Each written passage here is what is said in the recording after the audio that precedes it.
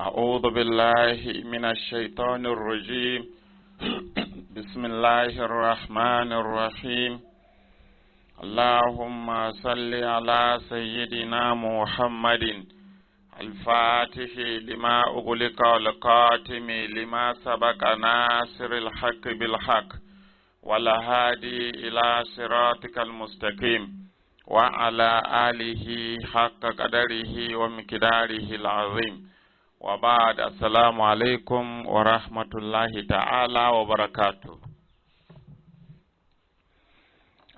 يو أصبر 25 ga watan Satumba shekaran 2021 a inda muke zaman karanta falalan ahlul baiti ko rusa hadisan ƙarya a ƙarƙashin wannan ƙungiya mai albarka, ƙungiyar kare martaban manzon Allah sallallahu alaihi wa alihi wa sallam da kare martaban ahlul baiti da kare martaban sahabban da suka bi manzon Allah da ahlul baiti, ƙungiyar Safinatun Najati Foundation Asnaf. Kamar yadda aka sani muna cikin karatu game da Muawiya ɗan Abu Sufyan, waɗanda ko kuma wanda wasu malamai suka yi karatu suka yaba mishi suka fifita shi akan ahlul baiti, ma'ana akan su Sayyidina Husaini, saboda an fito ana Ashura ana ambaton Sayyidina Husaini, su ma suka fito suna faɗin darajojin Muawiya suna fifita shi akan Sayyidina Husaini da kuma ahlul baiti. To dole ne mu yi wannan karatu don a san matsayin kowa, a gane mazaunin kowa, a san su wane ne ahlul baiti, menene matsayinsu a gurin Allah da manzonsa, sannan kuma a gane su wane ne waɗanda suka yaƙi addinin musulunci amma a cikin rigar musulunci. Dole ne a yi wannan bayani, in ba haka ba sai a ɗauki mutanen kirki a matsayin mutanen banza, a ɗauki mutanen banza a matsayin mutanen kirki. Kuma wannan addinin namu, duk wanda ke wannan addini yana da ‘yanci ya nemi sanin menene abin da ya faru a ciki, yana da ‘yanci, yana da kuma haƙƙinsa ne a yi masa bayani game da duk abin da ya faru a cikin musulunci. Duk wanda zai gaya maka cewa akwai abin da ake ɓoyewa a musulunci, to ba musuluncin gaskiya yake yi ba, domin musulunci ba ƙungiyar asiri ba ce. Musulunci addini ne na ilimi. Duk abin da ya faru a musulunci ko aka yi shi a musulunci, to abu ne wanda aka gina a kan ilimi. To duk kuma wanda ya kawo saɓanin haka, ba daidai ba ne kuma a ce a kyale a yi shiru, in ya so musulunci ya rushe. Wannan rashin kishin musulunci ne, kuma wannan tunanin ma faɗa ne da musulunci. Duk wanda ya yi mai kyau dole a gaya ma al'umma ga abin da ya yi, wanda ya yi saɓanin haka kuma dole ne a gaya ma mutane ga abin da ya yi, musamman ma idan malamai suka kwaso rubabbun hadisai suna fifita waɗanda suka munana ma manzan Allah, suna fifita su akan waɗanda suka kyautata ma manzan Allah. To dole ne a yi bayani a fahimtar da mutane abin da ake ciki. To musamman malaman da suke ganin ai Muawiya babban sahabi ne, ba dama a faɗi laifinsa, sakataren manzan Allah ne, sakataren rubuta wahayi ne, waɗannan malamai jahilai ne, ba su iya rarrabe hadisai na ƙarya da na gaskiya. Kuma ya kamata su san cewa Muawiyan nan fa su ne suka ba da kuɗi, suke kashe dukiya, ake canza addinin annabi, ake canza ma annabi addininsa kuma ake kirkiro hadisai na ƙarya ake jingina ma annabi domin samun musu abin nan gurin zama a musulunci. Hadisai da yawa, Abubakar kaza ne, Umar kaza ne, Usman kaza ne, Muawiya kaza ne, mafi yawa su suka ba da dukiya da kuma barazana ga malamai idan ba su yadda sun rubuta hakan ba a lokacinsu.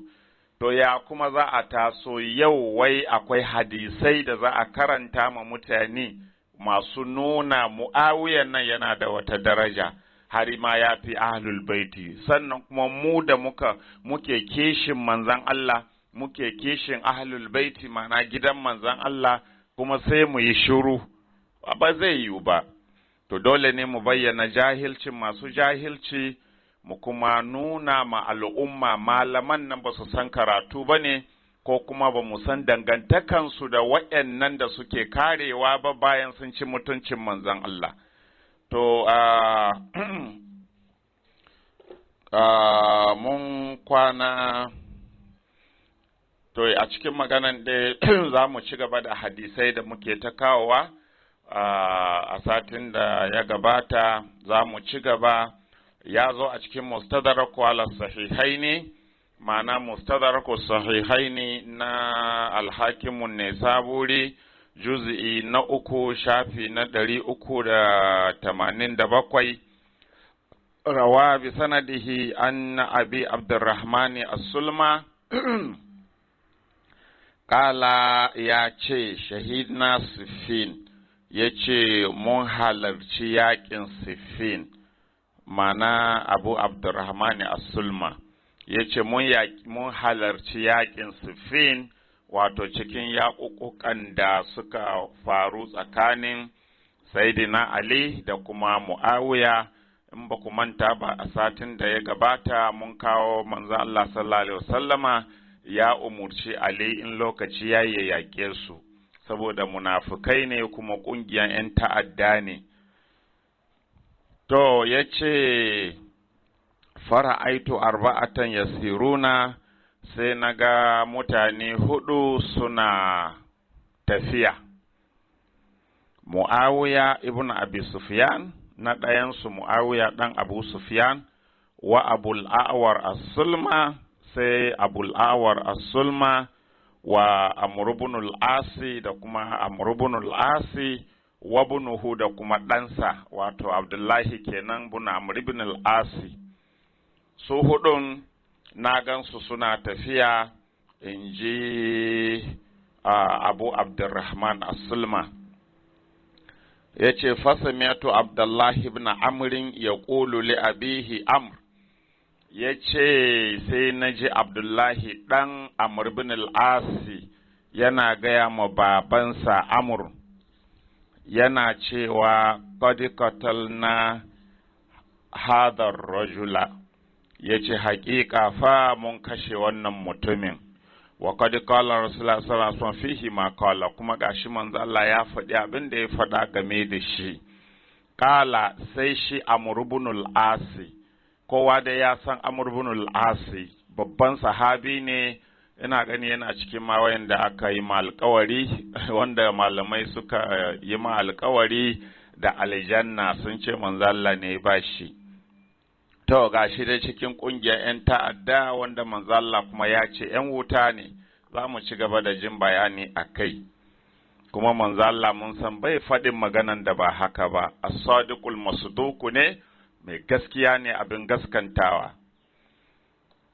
To gashi ɗan Amr ibn al-As kai wajana su sai ƴaƴan sahabban nan su fito suna nuna rashin kyautawan iyayensu, wasu daga cikin sahabban, ko kuma yanzu malamai sai ku yi ta jayayya ku nuna suna da kirki, sun yi kaza sun yi kaza. Na rasa yanda aka yi kuka fi ƴaƴansu saninsu, kuma ƴaƴan nan su suka zauna da su a lokacin, su suka rayu da su. To shi kenan dai Abdullahi ibn Amr ibn al-Asi ya gaya ma babansa Amr ibn al-Asi, babban sahabi ne, Amr ibn al-Asi. To ɗansa Abdullahi yake gaya ma baban, ya ce to mun fa kashe wannan mutumin, ma'ana ƙungiyan baban shi, don baban shi yana cikin ƙungiyar Muawiya ne, ƙungiyar da manzo Allah ya kira ƙungiyar 'yan ta'adda. To ya ce ga shi fa mun kashe wannan mutumin, kuma ga manzo Allah ya faɗi abin da ya faɗa a kansa. Ƙala sai baban, ma'ana Amr ibn al-As kenan, sai ce ayyur rajul, wani mutum kenan. Ƙala Ammar ibn Yasir, sai ce Ammar ibn Yasir, an kashe Ammar ibn Yasir. Amma tazkuru yawma bana Rasulullah sallallahu alaihi wasallam al-masjida, baka tunawa baba? Dan na gaya ma babansa, yace baba baka tuna ba lokacin da manzon Allah sallallahu alaihi wasallam wa alihi ya gina masallaci? Fakunna na hamilu labnatan wa ammarun ya hamilu labnataini, ya ce mu muna ɗauko bulo, mana tubali ɗaya sai mu ɗauko tubali ɗaya mu kai, mu dawo mu ɗauki ɗaya mu kai, ana ginin masallaci, amma ammar kuma shi bibiyu yake kwasowa. Famarra ala rasulullah sallallahu alaihi wasallam ya hamilu labnataini, sai ya wuce manzon Allah sallallahu alaihi wasallam yana ɗaukan tubali biyu. Sai wa anta mimman hadara, kuma baba ai kana nan a lokacin, kana cikin wanda suke gurin ai baba. Kala har manzon Allah ya ce ma Ammar, amma innaka sataktuluka alfi'atul bagiya wa anta lamin ahlil janna. Oh, so Ammar an ji daɗi. Sai manzo Allah ya ce ma Ammar, ya ce amma kai kam wata ƙungiyar 'yan ta'adda ne za su kashe ka, wa anta lamin ahlil janna, kuma kai ɗan aljanna ne. Wai, to kun ji wa'inda aka yi ma bishara, sai aka karkatar da bisharan aka ba wasu daban wanda bai shafe su ba. To Ammar na cikin wa'inda aka yi ma bisharan aljanna, kamar yadda Bilal yake ciki, amma ba a kawo su, sai a ɗebo wasu daban. Allah na kallon ku. To wa anta lamin ahlil janna, manzo Allah ya ce Ammar kuma kai dan aljanna ne. Fada kala amrun ala Muawiya, to kun ga dan shi ya tunatar da shi. Sai amrun ya shiga gurin Muawiya, faqala sai ce qatalna hadha ar-rajula wa qad qala fihi Rasulullah sallallahu alaihi wa sallam ma qala. Amrun yace Muawiya, kaga mun kashe mutumin nan, kuma gashi manzo Allah ya faɗi abin da ya faɗa game da shi. Faqala sai Muawiya yace uskut, ishru da bakinka. Fa wallahi ma tazalu tadahadu fi baulika, kai dai baka gushe ba kana birgima a fitsarinka. Ma'ana dai yana masa faɗa. Ya ce, anahnu qatalnahu, mu muka kashe shi, inna ma qatalahu Ali alaihi salam wa ashabuhu, ai Ali da jama'an shi ne suka kashe shi, ja'u bihi hatta alqawhu bainana, ba su suka kawo shi yaƙi ba har suka sanya shi a gabanmu, da bai biyo Ali yaƙi ba, ba za mu kashe shi ba, don haka ai Ali kenan ya kashe shi. To, yanzu ku duba ko wannan magana kadai in mutum yana da hankali ya san Muawiya ba musulmin kirki ba ne. Wannan magana kadai, manzon Allah ya ce ƙungiyar 'yan ta'adda ne za su kashe Ammar, kuma 'yan wuta ne su. Sai ga ƙungiyar Muawiya ta kashe Ammar, amma sai Muawiya yake neman ya ƙaryata maganan manzon Allah, ya juyar da maganan waya Ali ne ya kashe shi, tunda ai ba don ya biyo Ali yaƙi ba da ba za a kashe shi ba. Kuma manzon Allah ne ya ce idan lokacin da Ali zai yaƙe su yayi, sahabban shi su taimaka, duk musulmin da ke wurin a lokacin ya taimake shi. Shi yasa su Ammar suka bi Ali zuwa yaƙin don taimaka ma kare addinin musulunci daga hannun su Muawiya masu ƙoƙarin rusa musulunci, amma saboda bai da kunyan manzan Allah ko na sisi ko na ɗigo, wai kuma yanzu maganan manzo Allah ya maida maganan izgili, yana ma manzo Allah izgili, yana wasa da maganan annabi. Wai ba su suka kashe shi ba, kuma annabi ya ce su ne za su kashe shi, amma yanzu yana so ya ƙaryata annabi, ya juyar da hankalin mutane. Wa'yanda annabi ya ce su bi Ali, su je su taya Ali kare musulunci, yanzu Muawiya na ƙoƙarin ya nuna ba mutanen kirki ba ne, ba su yi daidai ba. Mai cin mutuncin annabin kasar nan ku ta ƙarya, ku ta yawo da rauna kuna ƙarya, wai ku masu kare annabi, wai masu son annabi, ku ci gaba da yaudara. Allah yana kallon yaudaran ku kuma zai saka muku. Mutum ya ci mutuncin annabi amma gwarzon ku ne, sannan ku zo kuna ta yawo wai ku ne masoya annabi. In an zo mauludi ku cika kujera da manyan riguna da rawani.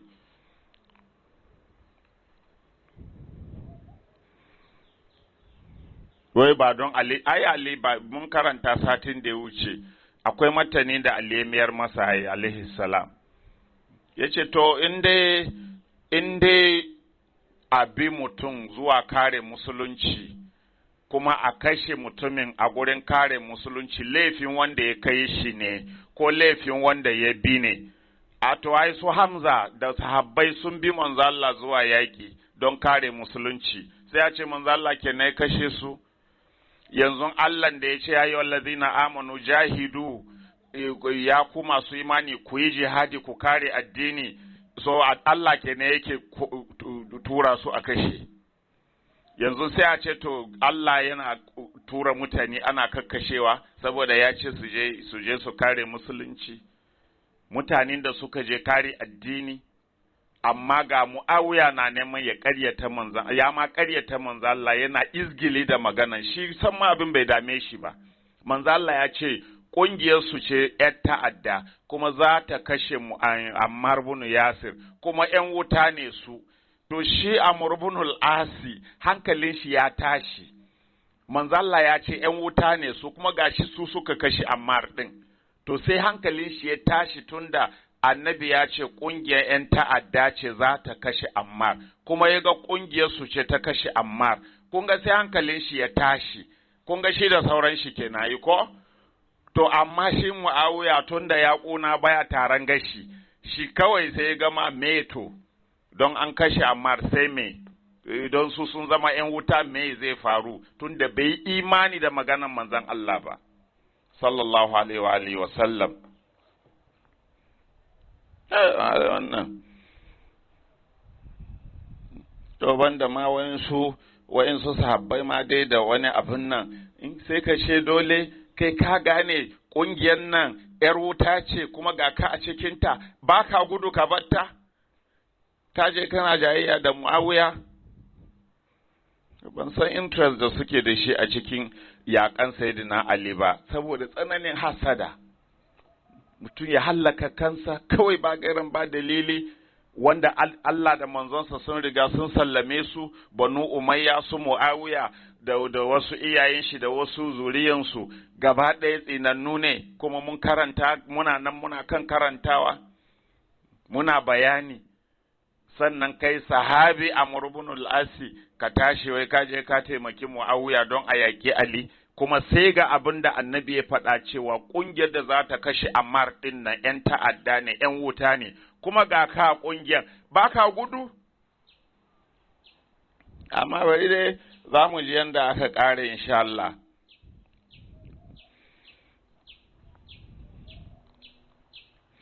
To ya zo a cikin Masnadul Imamu Ahmad bin Hanbali juz'i na 2 shafi na 161, rawa bi sanadihi anna Abdullahi bin al-Haris qala, ya ce inni la asiru ma Muawiya fi mansarafihi min Siffin bainahu wa baina Amr ibn al-Asi. Yace ina tafiya a gaban Muawiya bayan dawowa daga yakin Siffin tsakanin shi da Amr ibn al-Asi. Kala yace fa qala Abdullah ibn Amr ibn al-Asi, kaga shi wannan yaron da yake yana da imani, hankalin shi a tashe, shi dan wannan sahabin dan Amr ibn al-Asi, hankalin shi ya tashi saboda baban shi yana cikin kungiyar 'yan ta'adda 'yan wuta, kuma ga baban ya jawo shi ciki, ko da yake yayi bayani a can gaba shi yayi ma uban biyayya ne kawai ya je, amma shi yaƙi yaƙi. Ya gani tunda annabi ya ce kungiyar 'yan wuta ne, zai bar uban a ciki. To kuma gashi yana tama baban fada, yana ta jan hankalin baban. Manzo Allah fa ya ce kaza fa, baka tuna ba baba? Kuma da an tuna mishi sai ya gudu ya je samu Muawiya. To mun fa kashe Ammar fa, kuma annabi ya ce kungiyar ta'adda za su kashe shi. Mu kenan fa. Sai Muawiya ce shiru da bakinka. Ai Ali ne ya kashe shi. Saboda tsananin yi ma annabi izgili. To shikenan. To she faƙala Abdullahi ibn Amr ibn al-Asi, sai Abdullahi ibn Amr ibn al-Asi ya ce, ya abati ya babana, ma samita Rasulullah sallallahu alaihi wasallam ya ƙulu li Ammar, baka ji manzon Allah yana gaya ma Ammar ba, wai haka ya bina Sumayya, kai tonka ya kai ɗan Sumayya, mana mahaifiyarsa, ta kutulukal fi'atul bagiya, ƙungiyar 'yan ta'adda za su kashe ka. Ƙala sai ya ce, faƙala amurun li Mu'awiya, sai amurun ya ce ma Mu'awiya, ala tasma'u ma ya ƙulu haza, baka ji maganan da yaron nan ke faɗi ba, mana ɗan shi, baka ji abin da wannan yake faɗi ba, faƙala Mu'awiya, sai Mu'awiya ya ce, la ta zalu tatina abin nan, bi hannatin, kai dai baka gushe ba kana zuwa mana da al'amura na sharri. Mana a tuna mishi ma cewa annabi ya ce ƙungiyar 'yan ta'adda za su kashe Ammar, kuma gashi ƙungiyarsa ce ta kashe Ammar, maimakon ma jikin shi yayi sanyi, a'a sai ce kai baka gushe ba kana zuwa mana da al'amura na sharri. Wato maganan da annabi yayi sharri ne, magana ne na sharri, ba wanda ya kamata mu tuna mishi bane. Shi bai yadda da maganan ba. Anahnu qatalnahu innama qatalahu alladhina ja'u bihi, yace wa'anda suka zo da shi yakin su suka kashe shi. Mana da ba zo da shi yaki ba, da ba su mutu, da ba a kashe shi ba. Kun gani in mun ce mutanen munafukai, malamai su ce ba su taɓa jin haka ba. Ƙur'ani ba ya faɗa haka ba? Ba Ƙur'ani ya faɗa haka ba? Munafukai idan musulmai suka bi manzon Allah yaƙi sallallahu alaihi wasallam wa alihi, wa'inda aka kashe a ciki, sai ka ga mutanen su munafukai da ke gida su rinka cewa laukanu inda na mamatu wa maƙutilu. Da sun zauna tare da mu ba su bi Muhammadu ba, da ba su mutu ba, kuma da ba a kashe su ba. Bin Muhammadu da suka yi gashi an je an kashe su, ba irin shi ba kenan Muawiya ya faɗi. To, ko kun ƙaryata manzo Allah saboda kun raina shi, to yanzu Qur'ani ne. Munafikai ke gaya ma mutanen su haka irin wannan magana na Muawiya. Har yanzu mumini ne a gurin ku? To, masnadin al'imamu Ahmad bin Hanbali har yanzu juz'i na 2 shafi na 164, rawa bi sanadihi an Hanzalata ibnu Huwaili da al'ambari, ƙala ya ce, bainama ana inda Mu'awiya, izi ja'a rajulani ya katasimani fi rasi Ammar, ya ce, ina gurin Mu'awiya, sai ga wasu maza biyu sun zo suna jayayya game da kan Ammar, ma'ana sun kashe Ammar, sun yanko kansa. Kun ga labarin Ammar ɗin ana ta ruwan hadisai a kai, saboda babban alama ne wanda ya tabbatar da Muawiya da jama'ansa ƙungiyar 'yan ta'adda ne kuma 'yan wuta ne. Kashe Ammar ɗin nan da suka yi, kawai shi kenan ya yi qualifying ɗinsu a matsayin ƙungiyar 'yan ta'adda kuma 'yan wuta. shi yasa masu sauran imani hankalinsu ya tashi. Shi Muawiya kuma yana neman yanda dai zai yi ya rurrufe maganar manzon Allah don kada jama'ansa su watse. Bari za ku je insha Allah. To maza biyu sun zo suna jayayya game da kan Ammar, sun yanko kansa sun kawo mu Muawiya. Sai wannan na cewa ni na kashe shi, wannan ma na cewa ni na kashe shi. Ya ƙulu kullu wahidin minhuma ana qataltuhu. Kowane ɗaya a cikinsu yana faɗin ni na kashe shi. Faƙala Abdullahi ibn Amrin, sai Abdullahi ibn Amrin, Allah sarki bawan Allah, shi wannan yaron, shi ɗan Amr ibn al-Asi, shi Abdullahi mana ɗan, sai ɗan ya ce, liya tubbihi ahadukuma nafsan li sahibihi, ya ce, ayya, dama ɗayan ku ya ƙyale ma ɗaya mana, ya haƙura cewa ba shi ya kashe shi ba, wancan ne ya kashe shi, saboda fa'in ni samitu Rasulullah sallallahu alaihi wasallam ya ƙulu, ya ce, saboda na ji manzon Allah sallallahu alaihi wasallam yana faɗin cewa, kun gani yaro ne fa, amma ku duba. Ga baban shi, saboda Muawiya yana da dukiya, yana raba dukiya, baban shi, sahabin da kuka ce an alƙawarin aljanna, ya bi kuɗi, ya je ya bi ƙungiyar ‘yan ta'adda wanda annabi ya ce ma ‘yan wuta. Ga ɗan shi, kun ji ɗan ai maganganun da ɗan ke yi, hankalin shi a tashe. Ya ce, dama dai ɗayanku ya haƙura ya bar ma ɗaya, saboda na ji manzo Allah sallallahu alaihi wasallam yana cewa, ya ƙulu yana cewa, taktuluhul fi'atul bagiya, ƙungiyar ‘yan ta'adda ce za ta kashe Ammar, kawala Muawiya, sai Muawiya ya ce ma yaron, ya ce, fama baluka ma'ana, a to wai kai me yasa ka zo cikinmu?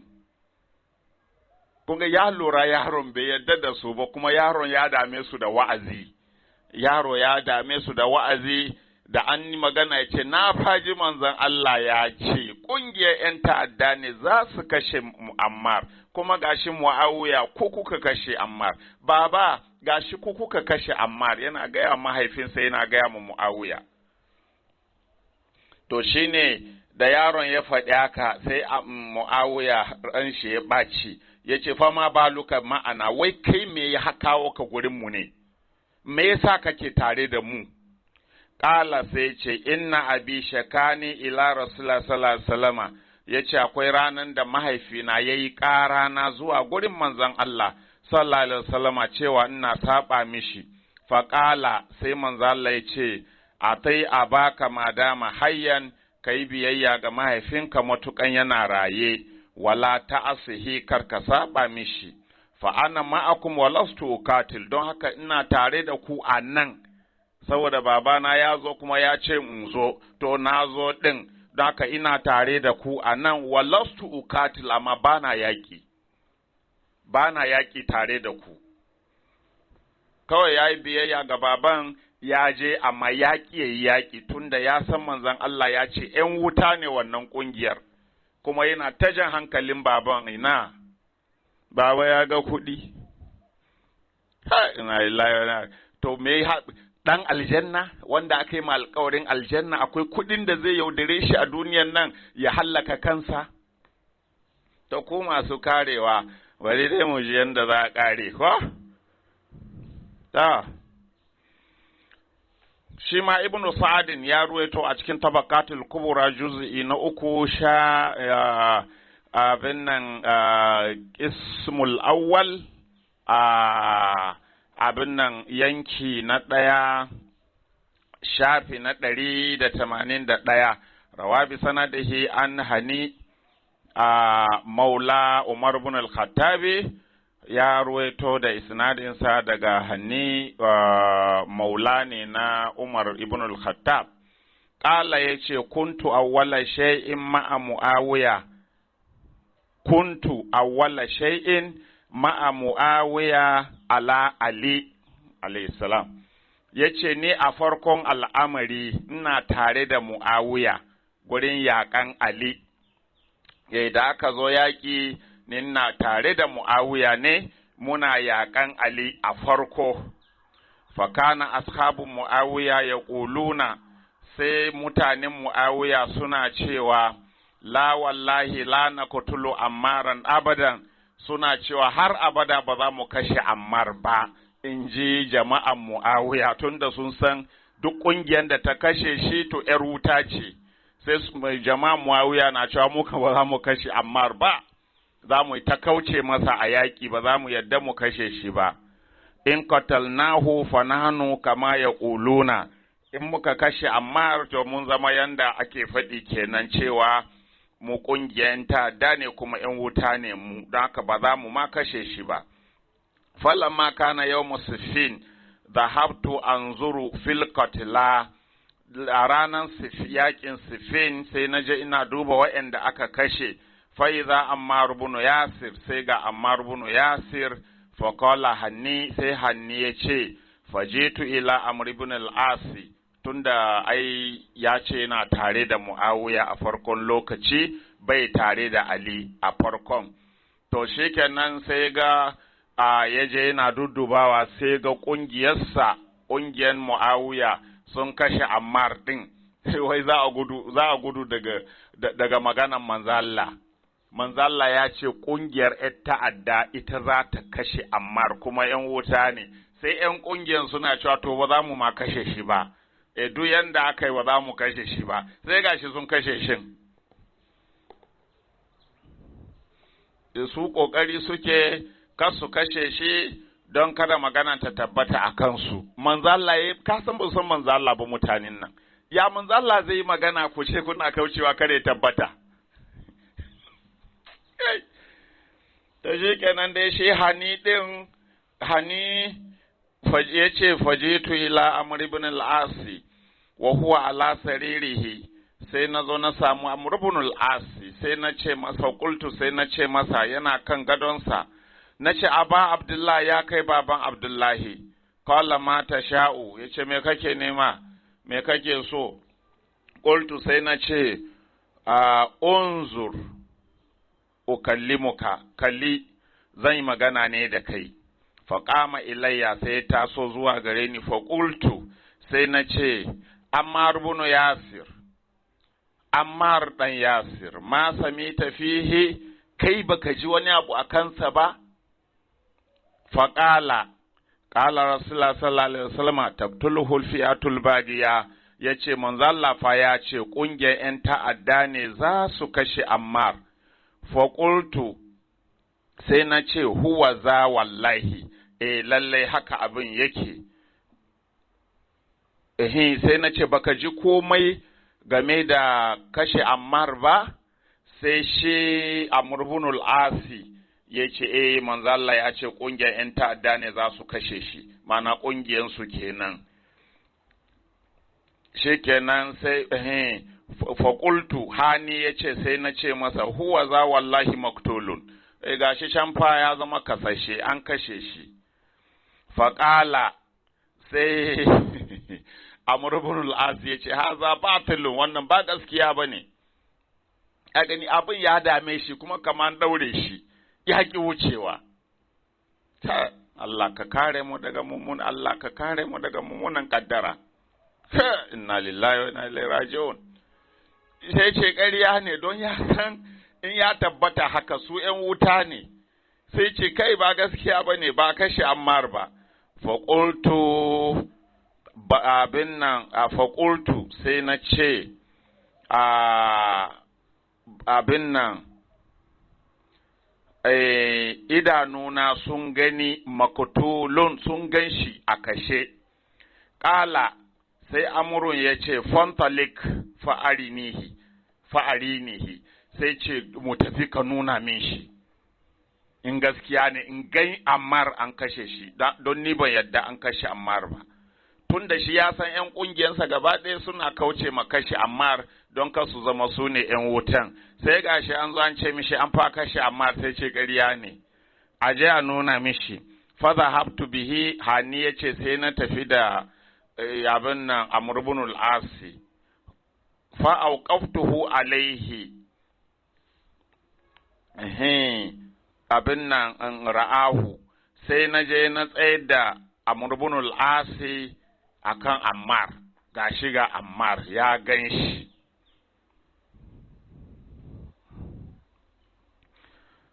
To shikenan abin nan fa'auqaftuhu alai sai na tsaye da shi akan Ammar, mana sai gashi ga Ammar ya tabbata an kashe Ammar. Fasa'atan ra'ahu in taka launuhu, a lokacin da ya ga gawan Ammar nan da nan launin jikin shi ya canza, take kawai fatan jikin shi kalan shi ya canza saboda tashi hankali da firgici. Kuma dole ne kuma ya ci gaba da bin Muawiya. Summa a'arada fi shikkin wa qala inna ma qatalahu alladhi kharaja bihi, sannan sai ya juya kawai ya ce kai wanda ya kashe shi shine wanda ya fito da shi, abinda mai gidan shi Muawiya ya faɗa mishi. Kaga tun lokacin da ɗan ya gaya mishi ya je gaya Muawiya abinda Muawiya ya gaya mishi kenan. To shi yanzu ga wannan ya zo ya bashi labari sai ce kai mu je ma in gani da idanuna.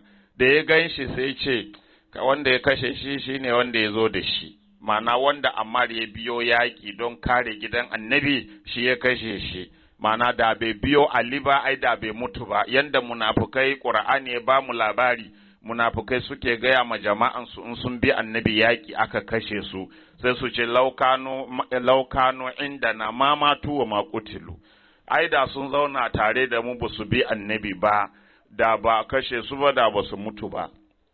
To shi ma Amr ibn al-Asi sai ya goyi bayan Muawiyan ya ƙaryata annabi, kuma kun sha mishi bisharan aljanna ko? To gashi dai a ƙungiyar 'yan wuta, ban san yadda za ku yi wannan fassara ba. To Ibn al-Asir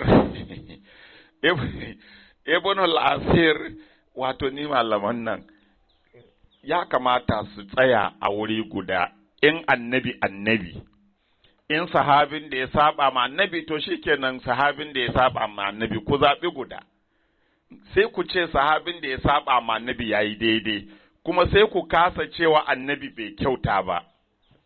Wani irin tunani ne, wani irin basira ne? Ku tsaya wuri guda, ku zaɓi annabi ko sahabin da ya saba ma annabi, ku yi ma mutane bayani. Munafinci bai da kyau a addini. Iza kunta fi amurin faqum fihi, inji sayyidina Ali. In kana cikin wani al'amari ka tsaya a ciki, babu gefe. In za ku kare annabi ku ce to tunda wannan ya saba ma annabi ba mutumin kirki bane, shikenan. Ko kuma ku ce a wanda ya saba ma annabin nan mutumin kirki ne, annabi ne bai kyauta ba, shikenan. Kuma bai wuce biyun nan ba, na ukun munafinci ne. Kuma kun dai je Qur'ani yanda ya magana munafikai, innal munafiqina fi darkil asfali minan nari. To munafikai su ne shimfiɗan ƙasa-ƙasan wuta kafin ma a zuba kafirai a kansu. Su ne shimfiɗan wuta, su azabansu tafi na kafirai. Ibn al-Asir shi ma a juz'i na 2 a shafi na 143 a tarjamansa a tarjaman Zilkala. Qala yace summa inna Zalkala kharaja ila Shami wa aqama bihi. To shi Zalkala, to kun ga wancan Hani maulan Umar ibn al-Khattabi ya ce da farko shi yana tare da Muawiya ne, ko yana yakan Ali, amma da ya ga ƙungiyar sun kashe Ali, na jin yayi ribas kenan ba, ai sun kashe Ammar kai, da ya ga ƙungiyar sun kashe Ammar, to ina ganin ko ribas yayi, don ya ce a farkon lokaci shi yana tare da Muawiya ne. To kun ga shi yayi ribas, amma Amr ibn al-As kan nan daram. To Allah ya sawaka.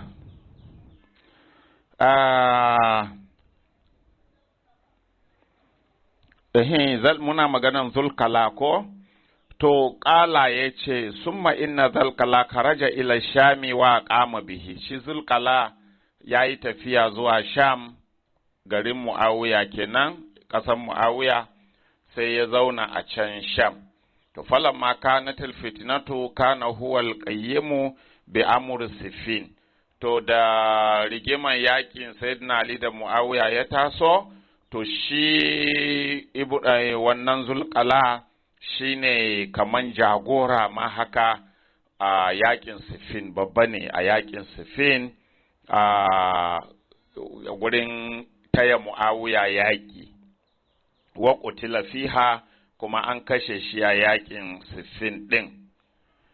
Kila sai aka ce inna muawiya sarrahu qatluhu, a muawiya yayi farin ciki da aka kashe zulkala, kuma zulkala din nan yana cikin sojojinsa, mana yana cikin masu taya muawiya yaki, kuma sai sojojin sayyidina ali suka kashe zulkala don ya je yana taimakon muawiya ne, kuma sai gashi muawiyan kuma yana murna da aka kashe zulkala, maimakon yayi bakin ciki an kashe mishi jagora a yakinsa, amma kuma sai gashi yana farin ciki yana murna.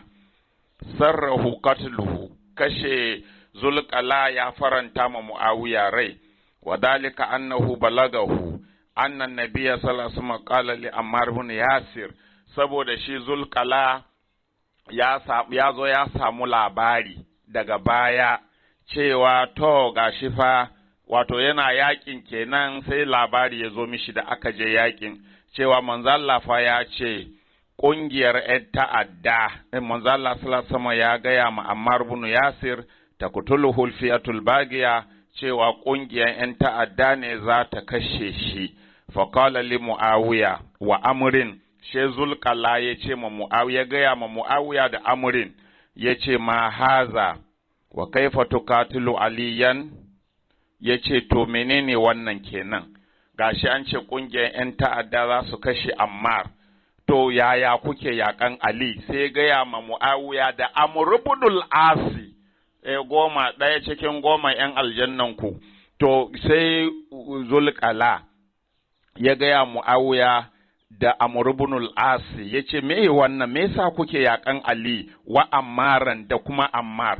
Gashi manzo Allah, naji an ce manzo Allah ya ce 'yan ta'adda ne za su kashe shi. Faƙala sai Muawiya da Amr ibn al-Asi suka ce innahu ya'udu ilaina, ai zai dawo cikin mu. Shi Ammar ibn Yasir zai zo ya bar Ali ya dawo cikin mu, ma'ana ƙungiyar Ali ne kenan, daga baya za su zo su kashe shi, su ne ƙungiyar 'yan ta'addan. Wato Muawiya na ƙoƙarin ya nuna ma zulkala cewa ai ba mu bane ƙungiyar 'yan ta'adda, ƙungiyar Ali ne, don haka su za su kashe shi ba mu ba. Tunda a farkon lokaci dai ga Ammar ƙungiyar Muawiya na yaƙan shi tare da Ali. Waya kutulu ma'ana, sai Muawiya ya ce a bari kawai, ai Ammar zai zo bar Ali ya dawo cikin mu, kuma zai zo taya mu yaƙi. Falamma kutila zulkala wa kutila Ammarun, qala Muawiya, da aka kashe zulkala kuma a yakin aka kashe Ammar, a ranar da aka kashe zulkala an kashe Ammar.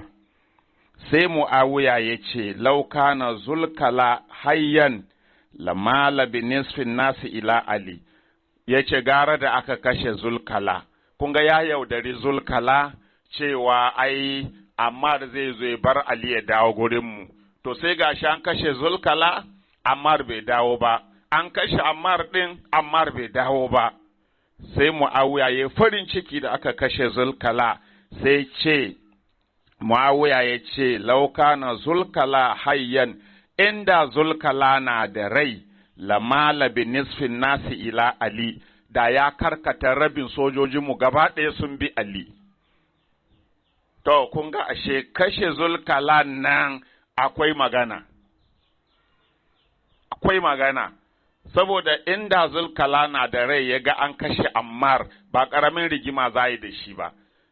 Zai kwaso rabin sojojin Muawiya gaba ɗaya ce ku koma gurin Ali, nan ƙungiyar 'yan ta'adda ne. To amma sai zamanto shi ma an kashe shi zulkala, shine Muawiya ya farin ciki ya ji daɗi da aka kashe Zulkala, don inda Zulkala ya ga kashe Ammar da ƙungiyar Muawiya suka yi zai rabu da ƙungiyar, kuma jama'a da yawa za su bi shi don shine jagoran yakin. To, wannan zaluncin ne kuke cewa ba faɗi, a ɓoye a danne? Ina ne manzo Allah ya ce a ɓoye a zalumi, a rufa ma zalumi asiri? A ina ne ƙur'ani ya faɗi haka? Sannan inda ma shuru aka yi ma, aida da sauƙi, amma sai a ɗauki zalunci a bayin Allah, a ɗauki abin nan, a ɗauki kuma kirki a ba a zalimai. Kuma malamai na ganin haka shine daidai a gare su. In kun ce a yi shuru gaba ɗaya, to mun ji, to me yasa yanzu gashi Muawiya yana karkatar da maganar manzon Allah sallallahu alaihi wasallama, kuma kuna nan a bayan Muawiya nan har gobe da safe, kuma sai mu yi shuru mu daina kare bayin Allah masu gaskiya. Yayi kenan a gurin ku? Haka musuluncin yake?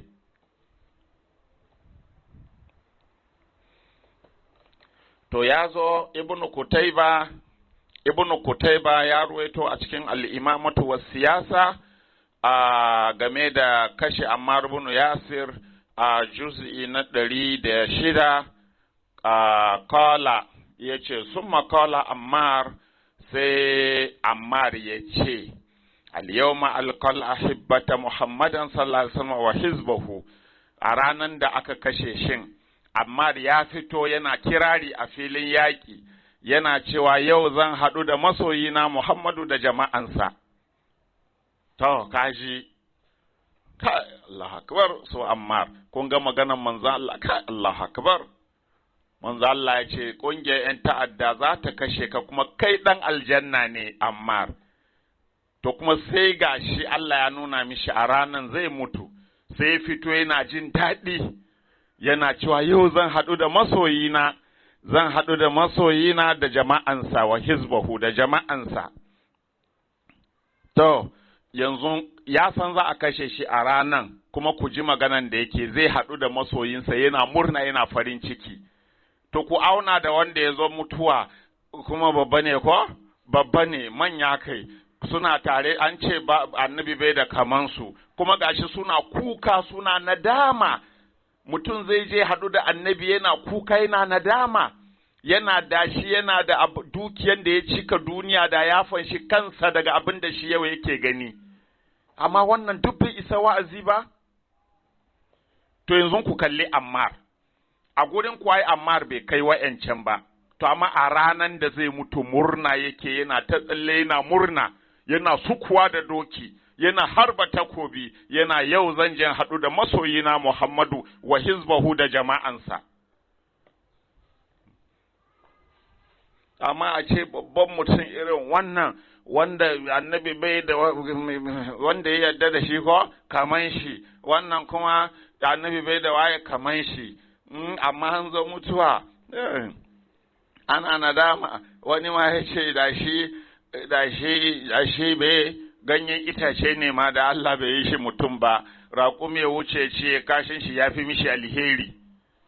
Wanda zai je haɗu da annabi yana fatan ya zama ganyen itace, a yi kashin shi, yace da dabba ne ma shi ya mutu ba hisabi a kan shi. Wanda zai je haɗu da annabi, za ka mutu ka je ka haɗu da annabi, ka ga mutuwa, maimakon ka yi murna yau za ka haɗu da babban masoyinka, an ce ya fi kowa son annabi ko? To zai je haɗu da babban masoyi kuma ana nadama, da ma Allah bai yi shi mutum ba. To ku ji dai Ammar yana murna, yana murna yana al-yawma alqal ahibbata Muhammadan sallallahu alaihi wasallam wa hizbahu, yau zan haɗu da masoyina Muhammadu, yana murna yana farin ciki. To kun ji yanda yake yi. To summa hamala Ammarun wa ashabuhu, sai Ammar da jama'ansa shikenan suka auka cikin yaƙi, shikenan faltaka alaihi rajulani, sai ga wayannan mutane biyu daga ƙungiyar Muawiya suka kai masa hari, fakatalahu suka kashe shi, wa aqbala bi ra'sihi ila Muawiya suka tafi da kanshi gurin Muawiya, ya tanaza'ani suna jayayya, ni na kashe shi, wani ce ni na kashe shi, kullun yaqulu ana qataltuhu. Faqala lahum Amr ibn al-Asi, sai Amr ibn al-Asi shi kaman zai karkato kuma zai to, sai Amr ibn al-Asi shi sahabi sai ya ce musu, wallahi in tanaza'ani illa fin nari, wallahi wannan jayayya da kuke a cikin wuta kuke yin shi. Akai ka san a wuta ne, me yasa baka fita ba? Ha! Kai kana gaya ma wasu ‘yan ƙungiyanka cewa ‘yan wuta ne su, to kai me zaunar da kai a ƙungiyar ‘yan wuta? Ko da yake to, o bai zai iya fita ba,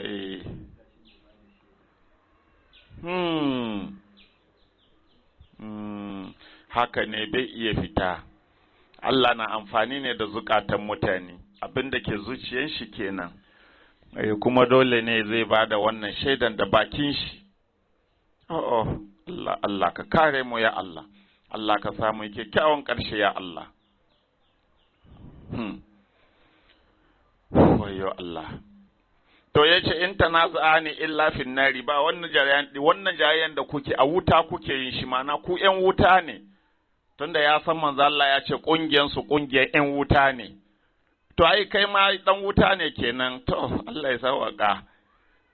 Yace kuma gashi fa sai kawo musu hujja, yace ƴan wuta ne ku, saboda samitu Rasulullah sallallahu alaihi wasallam ya qulu, naji manzo Allah sallallahu alaihi wasallam yana cewa taqtulu ammaran alfiyatul bagiya, ƙungiyar ‘yan ta'adda ne za su kashe Ammar, faƙala Mu'awiya.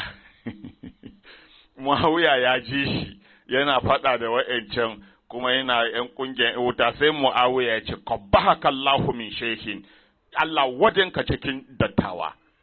Kai wani dattijo ne, ya ce Allah wadenka cikin dattawa, ya gaya masa sahabin. Fama ta zalo ta zlaƙo fi bolika, kai baka gushe ba kana birgima a fitsarinka, ma'ana da irin kalman wulaƙanci.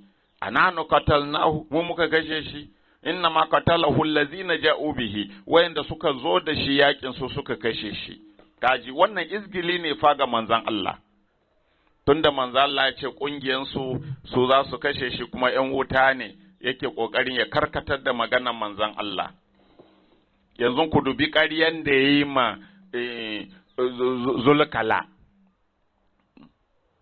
Shi Zulkala ya yi mamaki, to ya za yi manzo Allah ya faɗi maganan nan akan Ammar, kuma Mu'awiya kai da Amr ibn al-As, me yasa kuke yakan Ali da Ammar in haka ne? Sai ce ai Ammar ma yana da tare da Ali ne, zai zo bar Ali ya dawo gurin mu. Sai gashi an kashe shi da Ammar din a ranan. Shi Zulkala kuma inna lillahi wa inna ilaihi raji'un, mu gube da kyau. Muawiya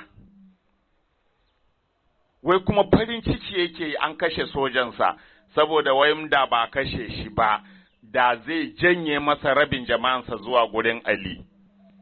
In gani to waye san yanda ya kashe amma Zulkala din, tunda ya zama musu matsala. To, shi ma Haitami dai ya kawo a cikin Majma'ul Zawa'id a juz'i na 7 shafi na 240, ƙala ya ce, wa an abi Abdurrahmani as-Sulma ƙala shahidina ma Ali. To yanzu malamai ba su iya ƙaryata karatun da nake yin nan ne? In kuma ba ku ƙaryata ni ba, kun san haka yake kenan, to me kawo jayayya? Oh Allah,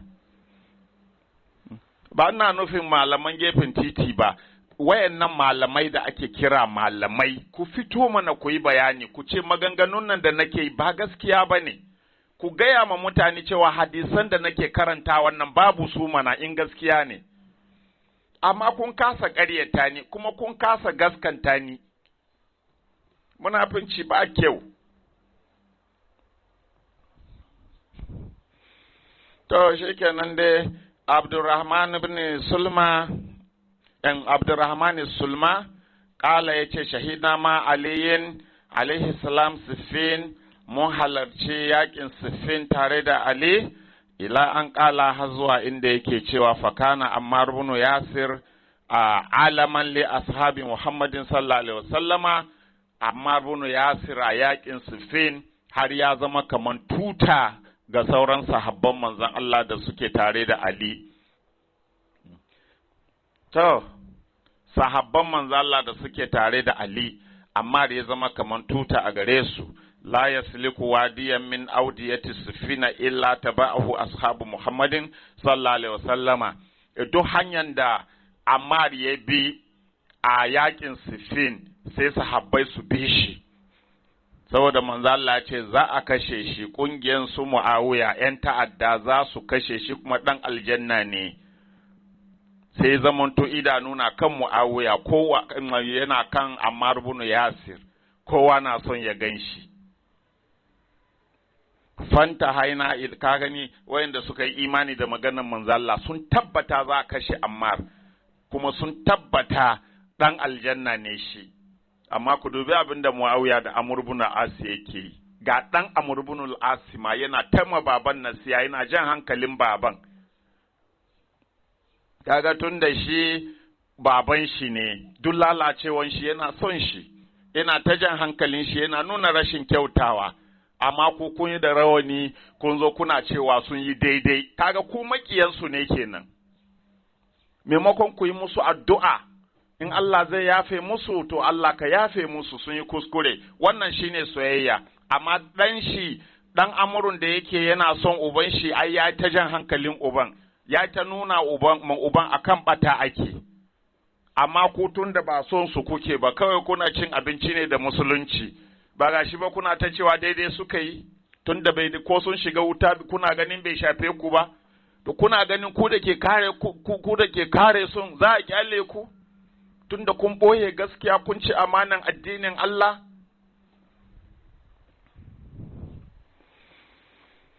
Yaushe kenan da ya ce sai a bi Ammar ko sahabban manzo Allah sai su bi bayan Ammar. To shi kenan fanta haina ila Hashim ibn Utba ibn Abi Waqas, sai muka isa gurin Utba ibn abin Hashim ibn Utba ibn Abi Waqas. وقد ركز الراية فقال تو الحالي يا رجايا يا كفتوتا سيتي مالك يا هاشم كذا كذا كي هاشم me ya same ka ne kaza kaza kaza wato ka zo mu je faqala lahu Ammarun, sai Ammar ya ce akbil fa innal jannata tahtal abin nan ya ce ka zo mu je, aljanna na nan ƙarƙashin takobi. Ya jawo shi suka wuce, mana ya zo su wuce aljanna a yakin Siffin, tunda suna tare da Imamu Ali ne, kuma manzo Allah ya ce dan aljanna ne shi, kuma su za a kashe shi. Wa qad tazayyana al-hurul in, Ammar fa a ranan, oh Allah akbar, zan ban sha'awa. Ammar ibn Yasir a ranan yana ta bishara, yana ta sanar da mutane shi gashi ya kusa zai haɗu da manzon Allah masoyinsa. Sannan ya jawo wannan ya ce zo mu je, aljanna na ƙarƙashin takobi, zo mu tafi. Ya ce ta zayyana al-hurul in ma'a Muhammadin sallallahu alaihi wasallam wa ali, ya ce ga hurul ini nan can sun yi ado tare da manzon Allah sallallahu alaihi wasallama wa hizbuhu, da jama'an manzon Allah duk sun yi ado tare da hurul ini na aljanna. Fin rafiqil a'ala, a can rafiqul a'ala, zo mu je mu same su. Wannan abu da ban sha'awa yake, kaji bayin Allah. Ta ko gwarazan naku kun dai ji yanda suka mutu. Ya gani? Fama raja'a hatta qutila, ba su dawo ba har aka kashe su. Dama ya fisgo wance zo mu wuce cikin zo mu tafi aljanna, ga manzo Allah can da hurul ini sun yi ado suna jiran mu. Kuma suka tafi aka kashe su. Ila an kala har zuwa inda yake cewa fasamitu Abdullahi ibn Amrin ya ƙulu li abihi, sai na ji Abdullahi ibn Amrin yana gaya ma babansa, ya abati, ya ce ya babana, kun ji kalma irin na tausayi, irin yanda annabi Ibrahim ya ce ma babansa ya abati, la ta'budu shaytana inna shaytana kana lirrahmani asiya. Shi ma haka ya kira baban shi ce ya baba ya abati, ya baba, ya ce kadi qatalna hazar rajula, mun fa kashe wannan mutumin. Wa kadi qala fi rasulullah sallallahu alaihi wasallam ma qala, kuma ga manzo Allah ya faɗi abin da ya faɗa fa a kansa. Qala wa ayyu rajulin, yace wani mutum. Qala Ammar ibn Yasir, yace Ammar ibn Yasir fa mun kashe shi, mana kungiyar mu ta kashe shi. Kun ga tare da shi ya ki shiga yakin ma fa shi dan Amrun. Da Muawiya ne da abin nan Amrun ne suke Amrun ne shine mai shiga yaki, amma dan ya ki shiga yakin. Amma duk da haka ku dubi yanda hankalin shi yake a tashe saboda gababan shi a ciki. Oh Allah. Kala ya ce Ammar ibn Yasir, an kashe Ammar ibn Yasir. Amma sami ta Rasulullah sallallahu alaihi wasallam ya kolo yawma bina'il masjidi, baka ji manzo Allah ba yana faɗa ranar gina masallaci, wa nahnu nahmilu labnatan muna ɗaukan tubali ɗaya, wa Ammarun ya hamilu labnataini, kuma Ammar yana ɗauko tubali biyu, wa anta tahadiru, kuma abin nan ai kana nan halarce, amma annahu sataktulukal fi'atul bagiya, yace amma tabbas kungiyar in ta'adda ne za su kashe ka Ammar, wa anta min ahlil janna, kuma kana cikin yan aljanna. Fadakala amrun ala Muawiya, sai Amr ibn al-As ya shiga gurin Muawiya, faqala sai yace qatalna hadar rajula, mun fa kashe wannan mutumin.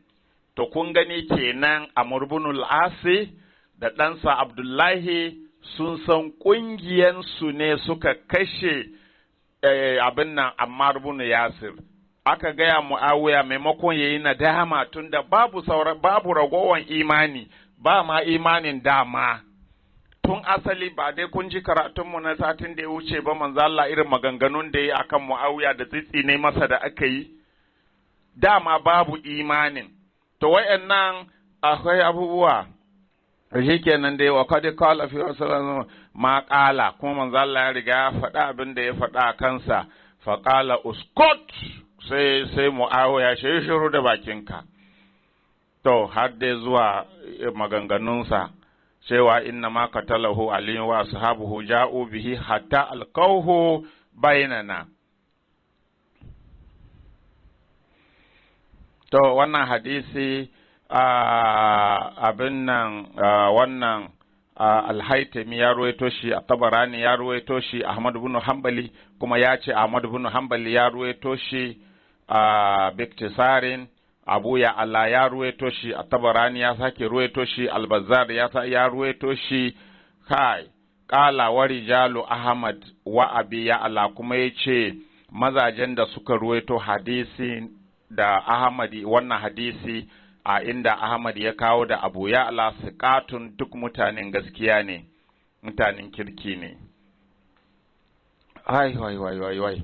To shikenan dai Al-Haytami har yanzu ya kawo kuma a cikin abin nan Majma'uz Zawaid juz'i na 9 shafi na 297, kala ya ce wa anna Abdullah ibn al-Haris anna Amr ibn al-As kala li Muawiya, Amr ibn al-As ya ce Muawiya, amma samita Rasulullah sallallahu alaihi wasallam ya qulu hina kana banal masjida li Ammar, lokacin gina masallaci ya gaya ma Ammar innaka harisun alal jihadi, yace ya kai Ammar kana da kwadayin jihadi, wa annaka lamin ahlil janna, kuma wallahi kai dan aljanna ne, wala taqtulannaka alfi'atul baghiya, kuma wallahi kungiyar in ta'adda ne za su kashe ka. Qala bala, yace haka ne ya manzo Allah. Qala bala, wato yana gaya ma abin nan Amr ibn al-As cewa gashi abinda manzo Allah fa ya faɗa, ba kun tuna ba? Suka ce bala, qala bala, yace kware na tuna, manzo Allah ya faɗi haka kan Ammar. Qala falima qataltumuhu, yace to me yasa kuka kashe shi? To kun gani, sannan sai ga Muawiya shi kuma ya kama faɗa, ba su suka kashe shi ba, kaza. ya ƙaryata manzo Allah sallallahu alaihi wa ali. Ashablanji ya ruwaito a cikin Nurul Absari shafi na 89 kala malaman nan in ba ku san karatun nan bane tun daga littafai da shafi duka da juzi ana ba ku kuje ku duba mana. In ba haka bane ku ƙaryata ni, in kuma haka ne ku taya ni gaya ma duniya bannan da aka yi a bayan manzon Allah, don dole ne a sani, dole mutane su sani, kuma bai yiwa mutum ya shiga addini kuma a hana shi sanin wani abu na addinin. Wani ya ce to ai ga ilimin sallah nan ba a gama da shi ba, ga su azumi, ga su waye ba a gama da shi ba, to komin sallanka kai a Ka'aba kake kwana ma misali. Wallahi idan ka ɗauki haƙƙin mara haƙƙi ka ba wani, mana ka ɗauki laifin mara laifi ka ba mai laifi, Allah ba zai barka ba. Mai amfanin sallanka?